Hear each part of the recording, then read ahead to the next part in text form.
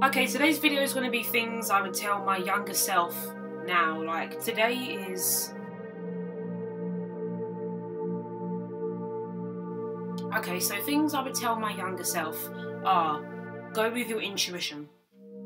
Because there's been so many things I've done or haven't done and it was the wrong thing to do, you know? Like, I've done certain things that were influenced by my friends, or should I say my former friends, because I'm no longer friends with her. There were things that I'd done that just, it worsened my anxiety and it worsened me as a person, you know, and I'm not going to say exactly what it is, but there's certain things I've done in this short amount of time that I've been alive, because I'm only 18, I'm still young, but there's a lot of things that I've done already in my life, and I think to myself, why have I done these things? Why did I follow my friends? Why didn't I stick with my intuition? Because in these things that I've done, I regretted them straight away.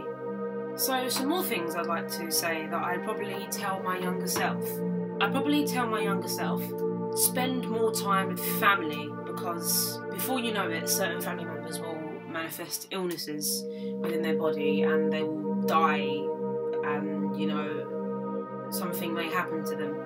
And I think it's very important for us to live our lives as if it's the last day of our lives, to live our lives as if, well, I'm not going to say as if there's no tomorrow, because we all say we will live our lives like there's no tomorrow, and we should, but it never actually gets done. So I think what I'm going to say is that we should live our lives making the most out of every single day, because you don't know what tomorrow brings. Tomorrow I could walk outside, I could get run over, I could die, you know, or a parent could die, or you know, a relative could die. So I think we should live our lives every single day, take it as it comes.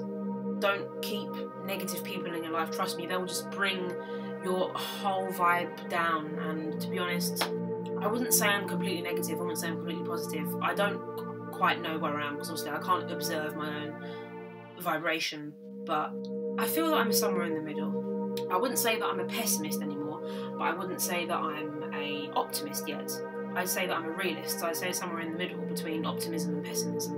I'm a realist. So this is an example. Like, a pessimist would think, my heart is broken. And an optimist would think, I have a big heart full of love and positivity and everything is fine 24/7 and there's no problems in life and everything's great, especially the economy. And then someone that is positive and someone that is a realist, like myself, would think, okay, we live in a society, you know, the economy isn't that good, the government isn't that good, my life isn't that good, it's not that bad either. You know, there's horrible people, but there's also nice people. You can have this thing or you can have that thing, and this happens, but this also happens. This may happen, but this also may happen. You know, things happen, and whatever happens, happens. It may be bad or it may be good. I see things from both ends of the spectrum, both sides. You know, I'm not extremely pessimist, because that would bring me down. I'm not extremely negative, because then I'll be ignoring the things that I actually need to progress with in my life, and just putting them to the back. So that would be another thing that I tell myself, to be a realist, because it would get you far, and to listen to your intuition. I tell my younger self to take pride in her appearance, and to, when an opportunity comes, like a relationship, keep the person. Keep her, and don't go out with someone and then before you know it, she's gone. You know, when you get into a relationship, you need to make sure that you're making the effort and you're spending as much time as is comfortably possible, depending on how far down you are in the relationship or how early in you are in the relationship, you know, to treat the person unexpectedly, you know, to not take ages to hug and kiss them and do other types of things that are displays of affection, whether it's mild or, you know, the more intimate displays of affection. Know timing, gain a better perception of time. Keep yourself organised, because it can mean failure, it can mean poor grades, it can mean getting in trouble, it can mean low attendance, low punctuality, and it can mean that people will form negative impressions of you, and it won't give a lasting impression if you turn up late and you're unorganised and you don't have all the things that you need, like a pen and a ruler and so on and so forth. I would tell my past self to only do things when you're ready, not because you feel that you have to do them. Not be afraid of any entities that may be living amongst you, to know that they are there to help you and to guide you and that they are perhaps peaceful beings, not necessarily beings that, you know, want you dead or something like that, you know. I tell my younger self to not panic when unexplained things happen in the house, you know, to just keep it cool and believe that it's perhaps your guardian angel there trying to let you know that their presence is in the room with you, to try and let you know that they are there and that they love you. So to not get scared by the silly little things that perhaps you once would have been pretty mortified of. I tell my younger self to not do stupid things to try and fit in, like, you know, not bringing certain things into school with me, not hanging around with certain people to try and be cool, whilst disowning my true friends in the name of popularity. To stick with the people that I feel are the right friends for me, because it's not about having pretty, slim, popular friends. It's about having friends that are going to be there for you in the hard times, that are going to be with you and celebrating the best of your times, that you'll return the favour for. Friends that will give and take.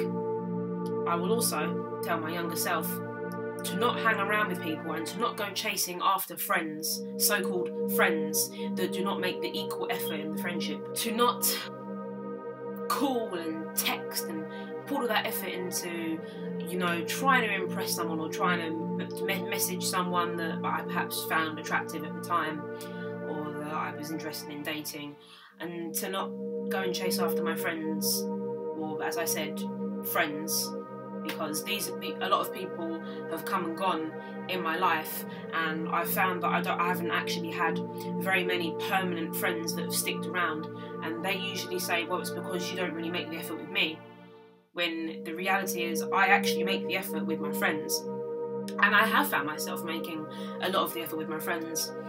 99% of the time I'm the one, in fact 99.9% of the time, let's be honest here, I'm being a realist, I have in fact called my friends first, because I like to actually socialise. Now, whether you agree with me or not, I'm going to leave this up to you, but I feel that nowadays social media doesn't actually help us to connect. If anything, it makes us further away, because people now rely on social media for dating. I'm just going to use that as an example. So you see someone on the internet, you think, oh yeah, they're hot, they're interesting, they're nice, okay, and because their personality seems perfect from how I've spoken to them, and they look amazing, they must then be amazing people because of what I've seen from them online, without actually getting to know them in person. And that can create false perceptions of someone, and it can make you think well and highly of someone when in actual fact they're not the best person for you, but you've fallen in love with their online profile. So I like to call my friends, because calling them actually allows me to socialise with them, because I can hear their voice, they can hear my voice, any sounds, anything that's going on, and to Skype my friends. And I only have one friend that kind of does that, so Skype and phone calls are the only two ways that I feel that we can actually properly, effectively socialise with our friends, because texts, you can't really see the person, and people can lie easier over text. And the same goes for any kind of instant messaging service, like, you know, WhatsApp, Facebook. When I was younger, when I was in the early years of secondary school, or if you're living outside of Europe, high school, and I'd use MSN, I'd tell my younger self to keep to myself, talk to only my friends and just my friends, but don't go out of my way to make such an effort to the point where I'm actually getting tired and feel emotionally drained from going and chasing after other people. That's what I tell my younger self.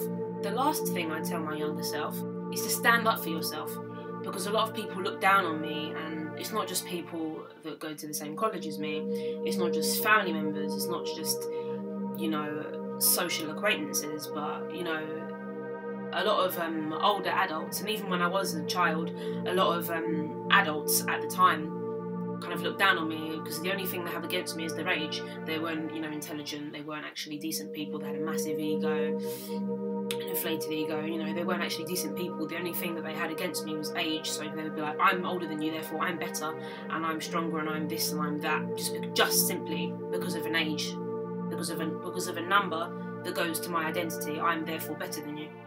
So I tell my younger self to stand up to people. I tell my younger self to stand up to people and to fight your ground. Not in such an aggressive way that nobody wants to be near me, but to let people know what's acceptable and what's not acceptable, what they can do and what they can't do, because you can't let people get away with murder. Speaking metaphorically here, obviously. So I tell my younger self not to let peer pressure and friends influence me to do the wrong things, to do things when I'm ready, to stand up for myself, and to not go out of my way socialising with people unnecessarily, and to let them come to me. I'm terribly sorry I haven't been able to do a video for a while, and I will try and keep on top of it. If not, I do apologise once again. Thank you very much for watching this video. Peace and love. Peace, love, and light. And thank you very much for watching this video. I hope you've got something interesting out of it. And all the social media links will be in the description as usual. Thank you to my fans and any viewers that are watching. Bye for now.